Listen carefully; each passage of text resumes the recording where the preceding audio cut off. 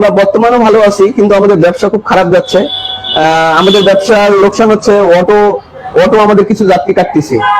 তো আমরা চাই যে অটো যাত্রী নিয়ে যাক, আমাদের বাসের যাত্রী নিয়ে যাবে।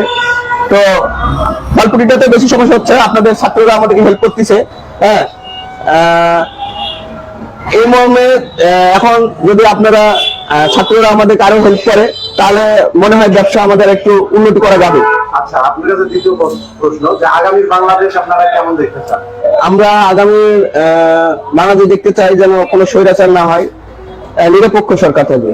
আচ্ছা, পরবর্তীতে যে সরকার গঠন হবে সেই সরকারের কাছে আপনাদের চাওয়া পাওয়া কি থাকবে? আমাদের চাওয়া পাওয়া প্রথম থাকবে যে শ্রীরামপুরে আমাদের একটা বাস টার্মিনাল দরকার। এই টার্মিনালটা হলে আমাদের শ্রমিকদের অনেক ভালো হবে। অনেক স্টাফ বেকার ঘুরে বেড়াচ্ছে, তাদের কোনো কর্ম হবে। আবার অনেকে হয়তো বসে আছে, তাদের কোনো কর্ম হবে, দোকানপাট করবে, চায়ের দোকান দিতে পারবে। আমাদের সবার প্রথম আগে টার্মিনালটা দরকার। আমরা সরকারের কাছে এটাই আমরা দাবি করবো যে আমাদের একটা টার্মিনাল দেওয়া হোক।